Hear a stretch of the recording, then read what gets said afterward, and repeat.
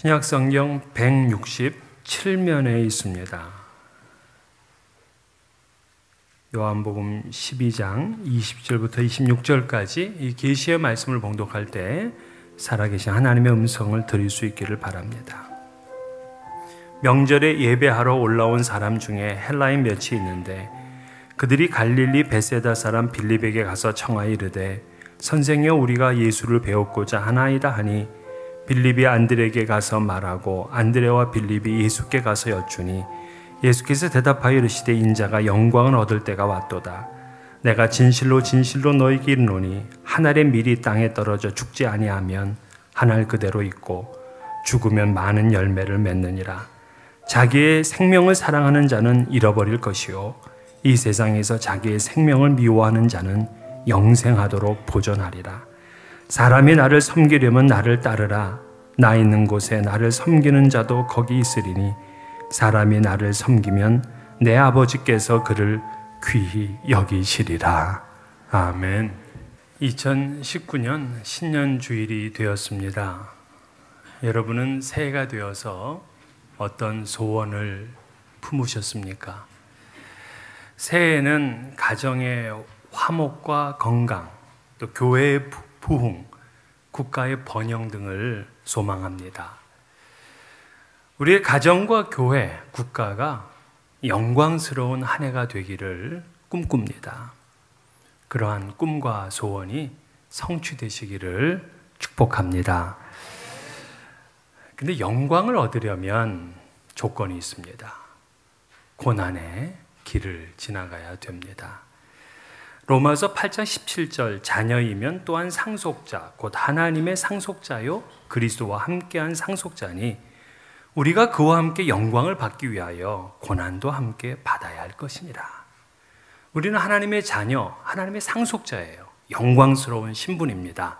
근데 그 영광스러운 신분이 내 것으로 성취될 때까지 고난도 함께 받아야 된다.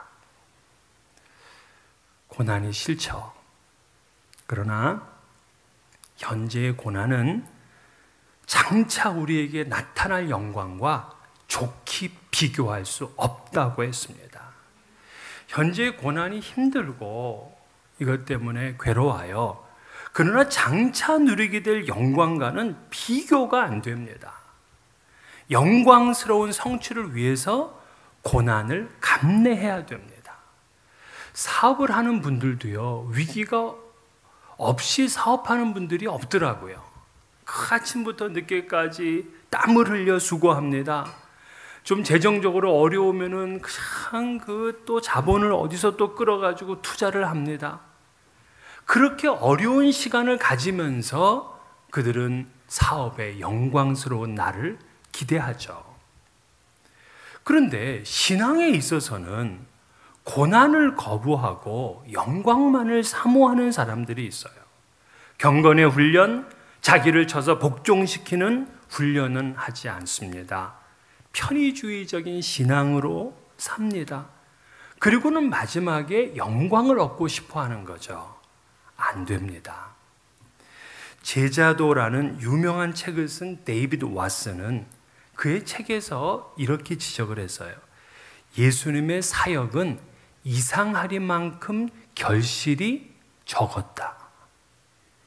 이게 무슨 말인가?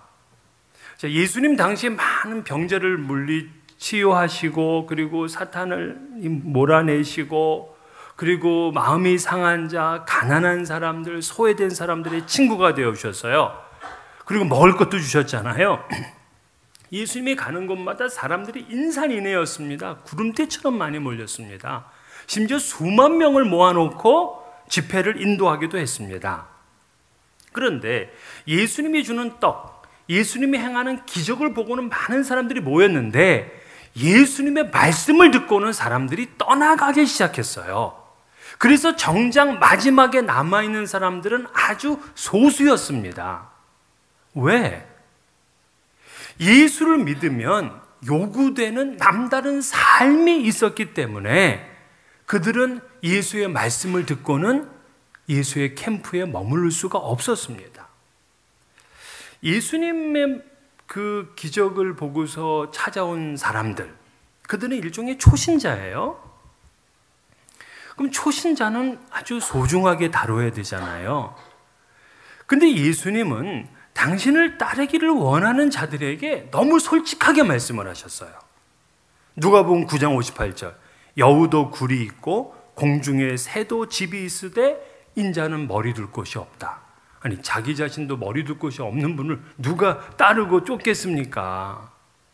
누가복음 14장 26절, 물은 내게 오는 자는 자기 부모와 처자와 형제와 자매와 더욱이 자기 목숨까지 미워하지 아니하면 능히 내 제자가 되지 못하리라. 이런 말은 초신자에게 하는 게 아니잖아요. 저 같으면 좀 세련되게 일단 등록하세요, 이렇게 말할 것 같아. 일단 그냥 편하게, 부담 아무런 거 갖지 말고 그냥 원하시는 대로 이렇게 예수 믿으세요, 이렇게 할 것 같잖아요.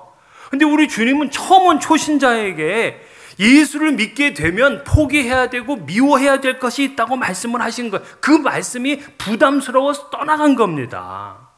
예수님은 목회에 실패하신 것처럼 보여요. 오늘날 예수님이 목회하시면 실패입니다. 근데 이게 기독교예요. 말씀을 듣고는 도저히 제정신으로 감당할 수가 없어서 떠나가게 만드는 종교가 기독교예요. 오늘날 교회가 이 정신을 잃어서는 안 됩니다.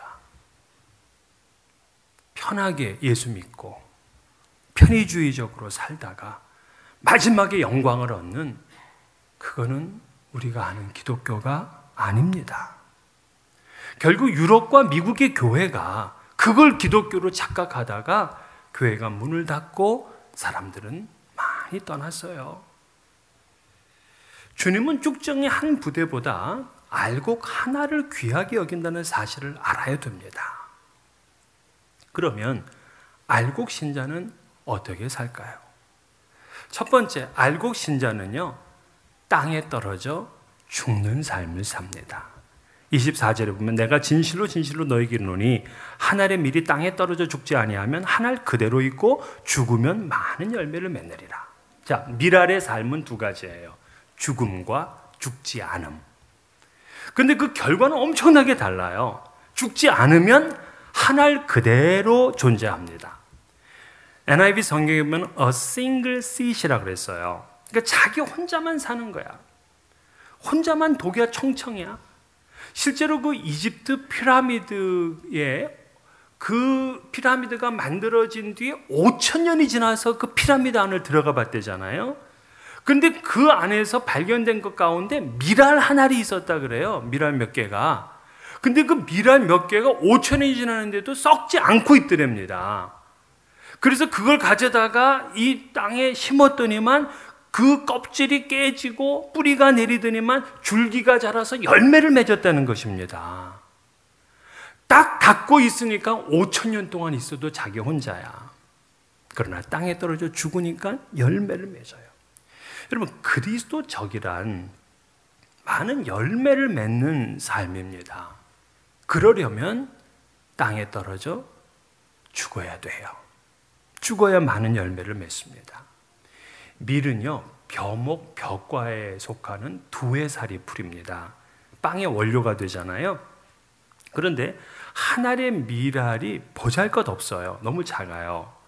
그런데 밀알 하나를 심어가지고 4개월이 지나면은요, 100개에서 125개의 알곡을 맺힙니다. 알곡이 맺혀요. 그럼 100개에서 125개를 다시금 심어. 그리고 또 수확해가지고 이걸 전부 다시 심어. 이걸 5년 동안만 하잖아요. 그러면 그 알곡의 개수가 100개에서 125억 개가 됩니다. 100억에서 125. 이걸 가마니로 환산하게 되면 17,000 가마니가 되고요. 50명이 하루에 3끼씩 이 음식을 먹으면 34년 동안 먹을 수 있어요. 밀알 하나가. 굉장하죠. 한 알의 밀알이 죽으니까 어마어마한 결실을 맺게 돼요. 선교 단체에서 쓰는 용어 중에 승법 번식이라는 용어가 있어요. 한 사람이 불신자 한 사람을 전도했어. 그래서 이 사람을 예수 그리스도인을 믿는 그리스도인으로 만들었어요. 그리고 이들이 훈련받고 2년 뒤에 이들이 또다시 전도를 해가지고 또 한 사람씩을 그리스도인으로 만들어서, 그리고 2년 동안 또 훈련해서, 그럼 4명이 전도해가지고 2년 뒤에는 또 8명이 되고, 이렇게 하는 게 이제 승법 번식이라는 거예요. 그래서 이 일에 한번 투자해보자, 이제 그렇게 얘기를 했더니 한 자매가 손을 들어 자기가 그 일에 헌신하겠대요. 그래서 언제까지 하겠냐 했더니 70세까지 하겠대. 그럼 지금 네 나이가 몇 살이냐? 28살이래.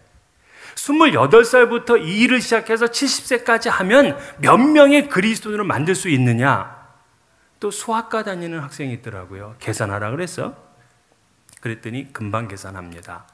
목사님, 그건 2의 21승이네요. 하면서 209만 7,152명. 그러니까 209만 7,152명. 복잡하니까 그냥 우수리 떼고 200만 명. 한 사람의 28살짜리 한 사람이 70세까지 나는 2년에 한 명씩 그리스도인을 만들겠다라고 확 마음속에 결심을 하고 이 사역을 한다면 자기는 많이 만들지는 못해요. 그러나 내가 전도한 사람이 또다시 그리스도인을 만들고 하기 때문에 200만 명이 넘는 사람이 된다고. 근데 우리는 28살이 아니잖아요.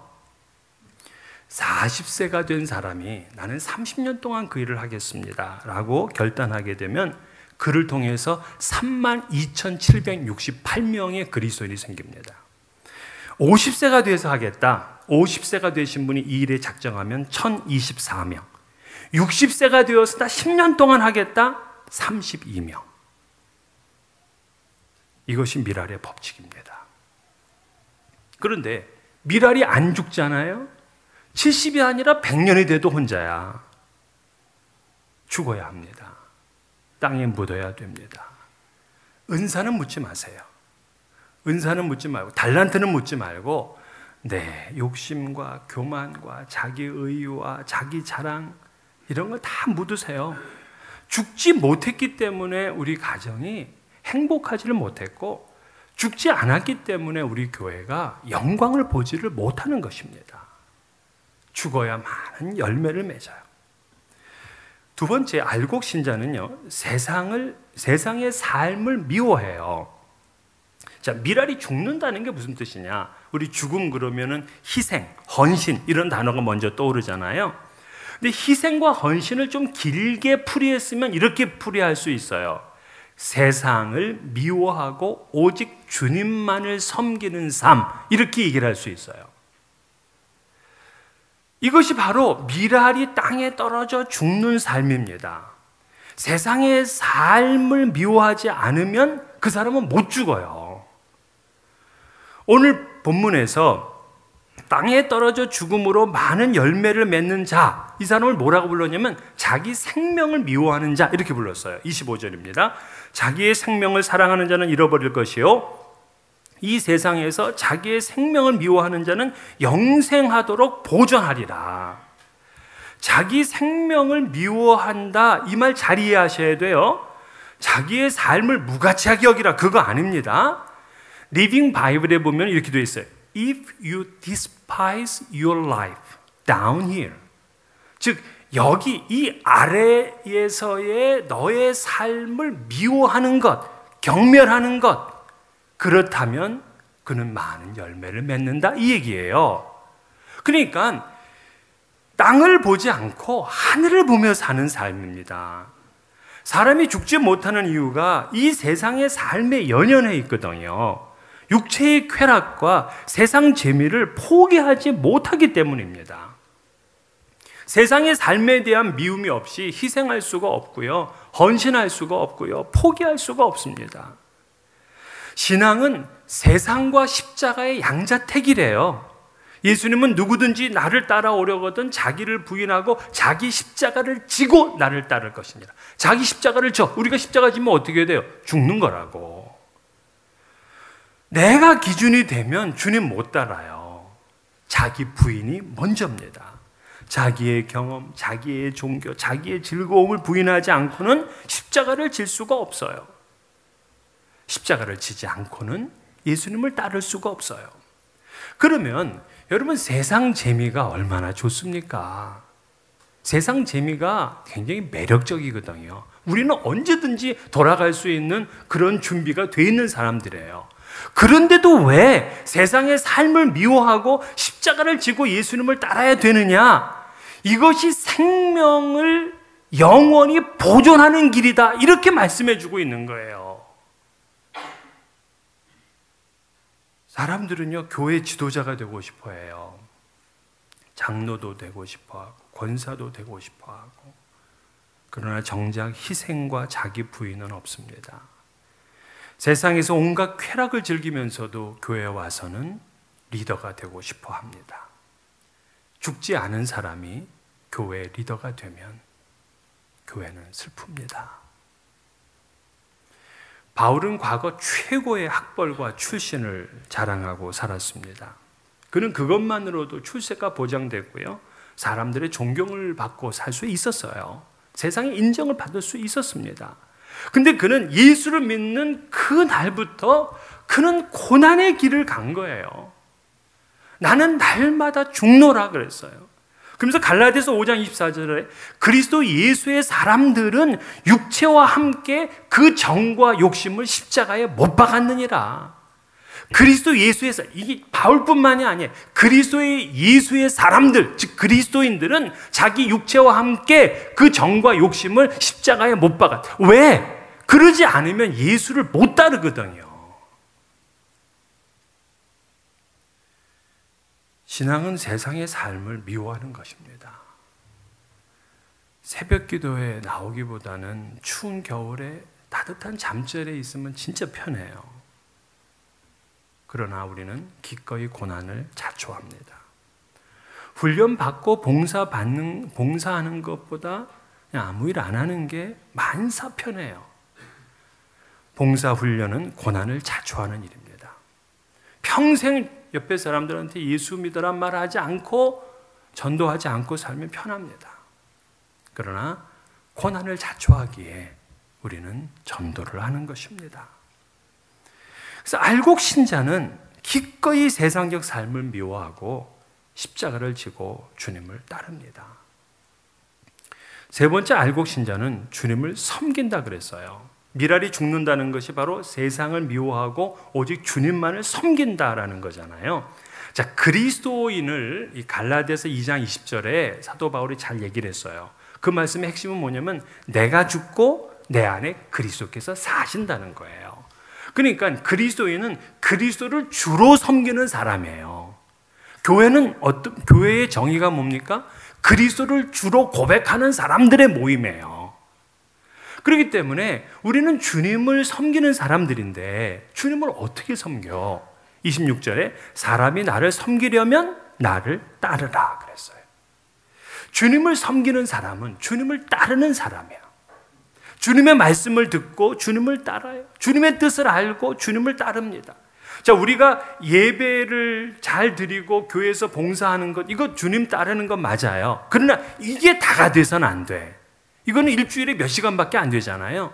우리의 삶 전체가 주님을 따르는 삶이 돼야 되잖아요.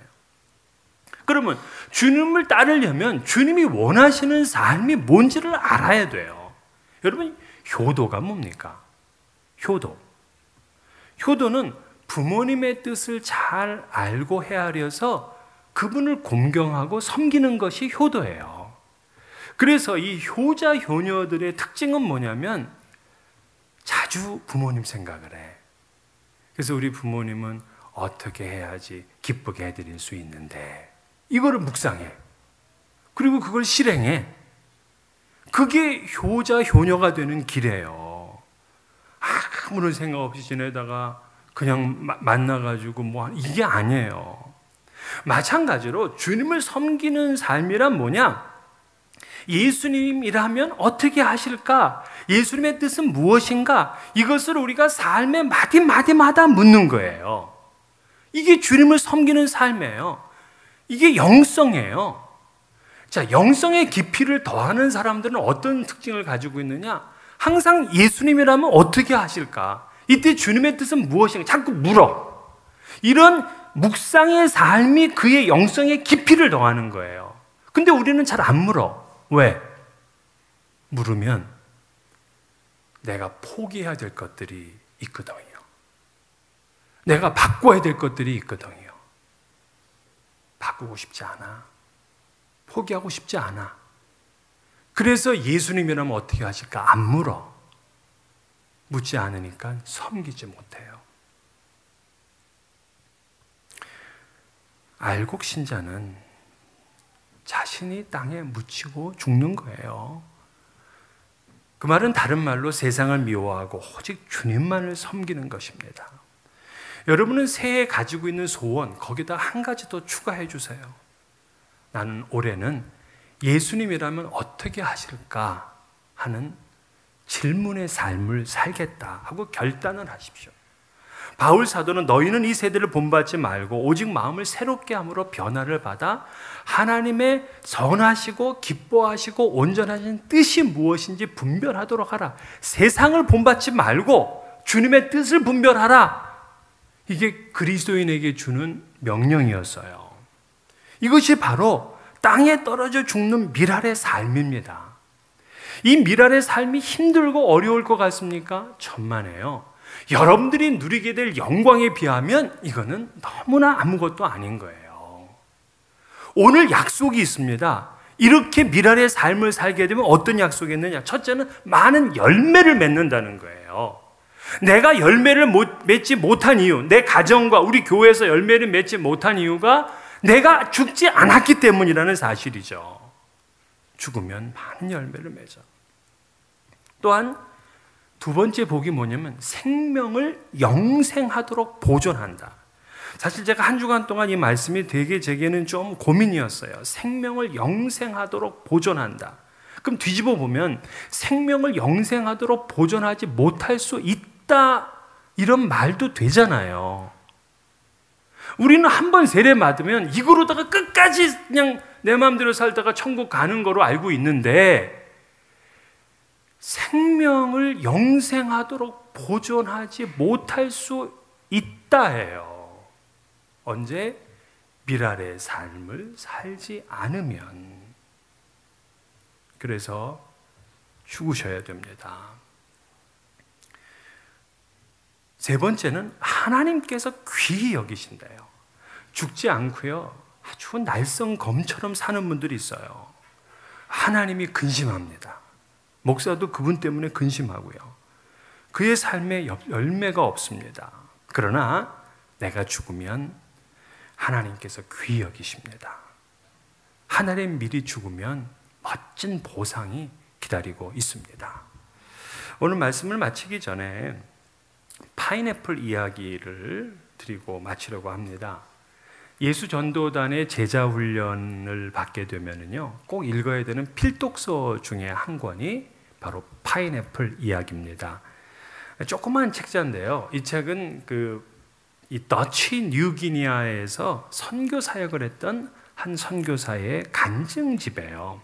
이 간증집을 통해서 미랄이 땅에 떨어져 죽는다 하는 이 헌신의 의미가 무엇인지를 우리는 알 수가 있어요. 이 선교사 가족이 더치 뉴기니아의 밀림 속에서 선교를 했습니다.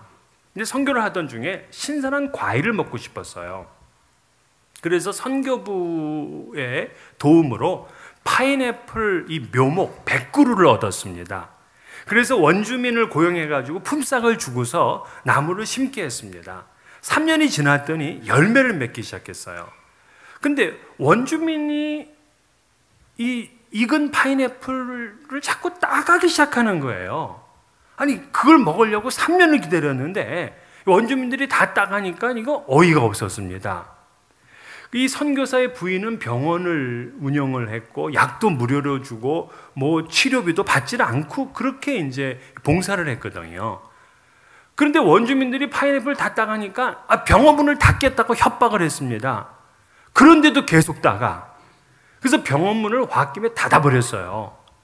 아이들이 폐렴으로 죽어갔습니다.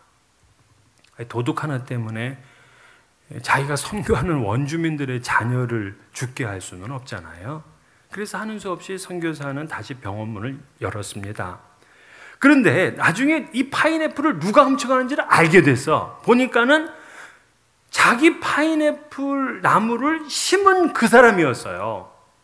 그래서 그를 불러서 꾸짖었습니다. 왜 네가 내 거를 따느냐. 그랬더니 원주민이 하는 말, 내 손으로 심었으니 내 거라는 거예요. 이게 밀림의 법칙이라고 합니다. 그랬더니 선교사는 무슨 소리냐, 내가 품삯을 주었으니 내 것이지 하면서 서로 자기 거라고 우기다가 결국에는 타협을 했어. 반반씩 먹자. 그래서 네 거 50개, 내 거 50개야. 근데 이상하게도 선교사 밭에 있는 파인애플이 계속 없어지는 거예요. 그래서 이 견디다 못한 선교사는 그 원주민을 불러다가 네가 이 나무를 다 뽑아가라. 그리고 네 밭에 심으라 그랬습니다. 그랬더니 이 원주민이 하는 얘기가 이거 옮길 돈을 달래요.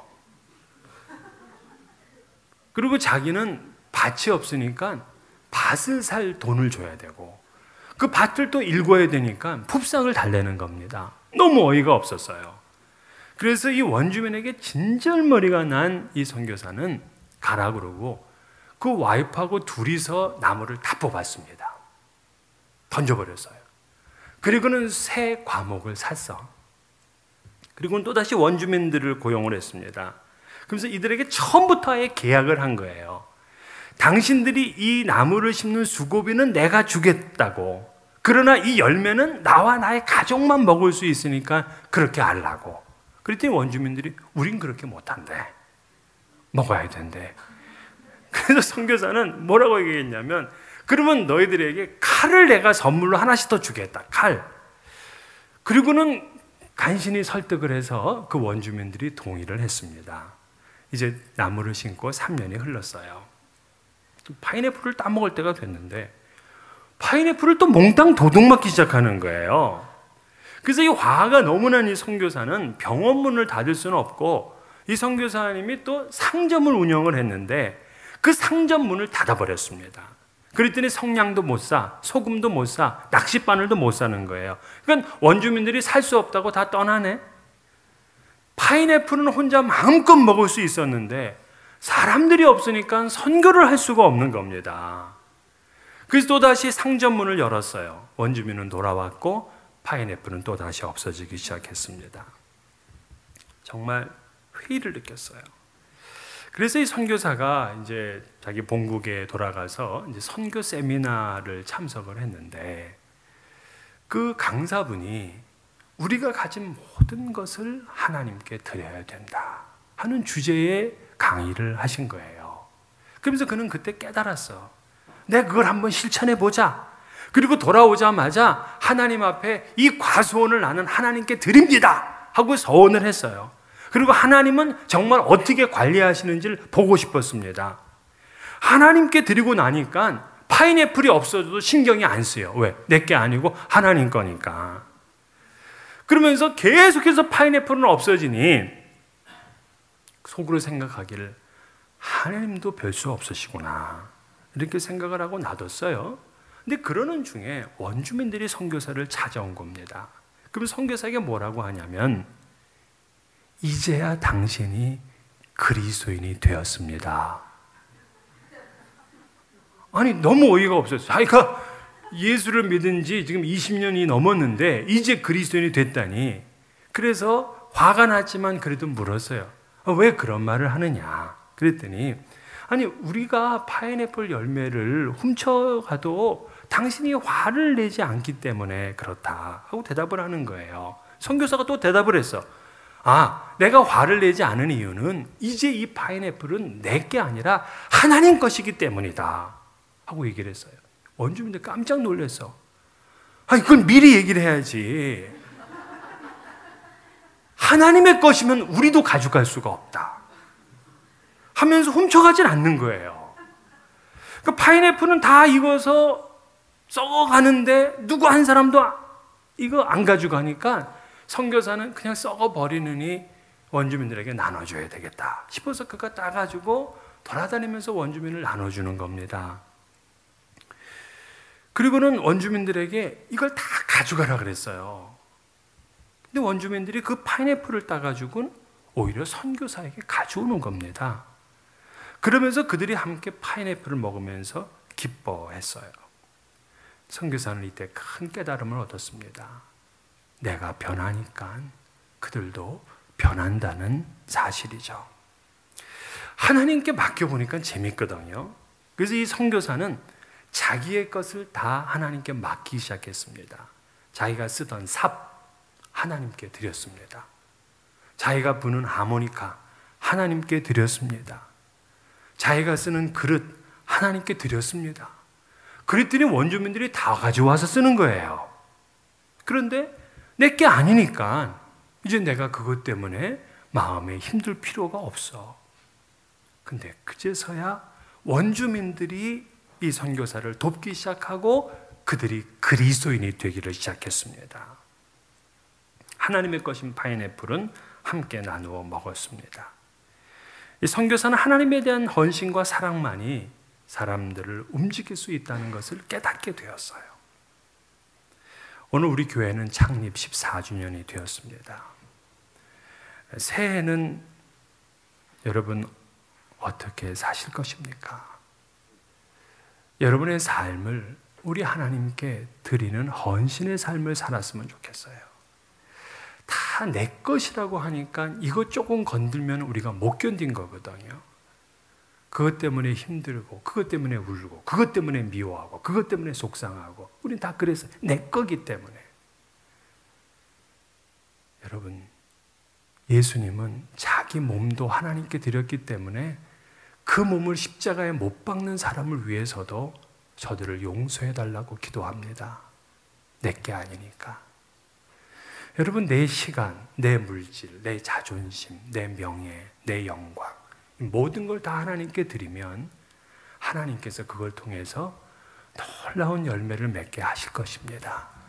그러한 은혜, 그러한 미랄의 역사가 여러분의 가정과 또 우리 교회 가운데 풍성하게 임하시기를 주의 이름으로 축원합니다.